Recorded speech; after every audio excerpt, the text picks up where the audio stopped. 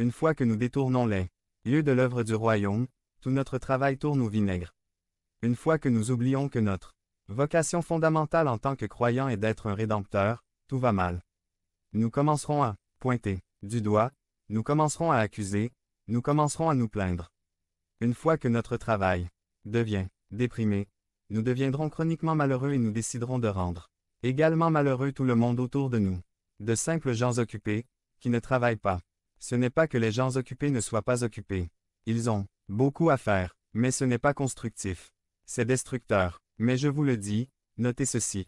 Ceux qui investissent dans l'œuvre du royaume sont les personnes les plus satisfaites au monde. Ceux qui utilisent leur temps et leurs ressources pour construire les autres n'ont ni le temps ni l'énergie de devenir contrôlant et de se plaindre. Si vous vous concentrez sur l'œuvre du royaume et que vous la consacrez à quelque chose de rédempteur, vous trouverez le temps de le faire, vous trouverez l'énergie pour le faire, et vous n'aurez pas envie de vous plaindre. Mes amis, montez à bord du chariot du ministère et embarquez dans l'œuvre du royaume, si vous ne faites pas face à la possibilité que, dans votre esprit, vous dégénériez en de simples intrus. Travaillez pour manger, mais aigre d'esprit. Quelle tragédie ce serait, quand on sait parfaitement quel est le remède. La dernière chose que je veux souligner, c'est que nous ne nous fatiguons pas. Maintenant, je sais que même lorsque vous faites l'œuvre du royaume, vous serez fatigués. Je sais que même les meilleurs d'entre nous se perdent. Après tout, nous sommes humains et nous sommes fatigués, ou nous sommes frustrés, ou nous sommes déçus, ou nous sommes découragés. Laissez-moi vous dire qu'il est difficile pour le prédicateur de faire avancer sa motivation pendant les week-ends d'été, quand la moitié de l'Église est en route. Devenez membre de la chaîne et aidez-nous à propager la parole de Dieu dans le monde entier. Samedi 16 mars 2024. Si vous croyez en la puissance de Dieu, commentez 11h11.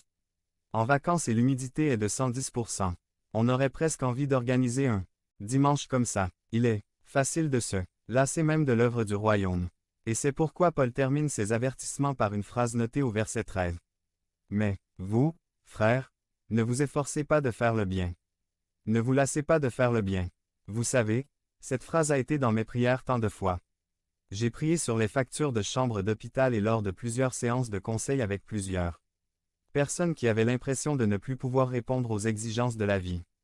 Point. Je prie pour que, malgré les os endoloris et les cœurs anxieux, ils ne se lassent pas de faire ce qui est juste. Dieu nous rafraîchit et nous restaure. Il nous amène au-delà du travail pour manger et nous donne à manger. Pour que nous puissions travailler. Ici, dans la parole de Dieu, nous pouvons goûter et voir le sens et la puissance du travail. C'est dans la parole de Dieu que je me souviens qu'il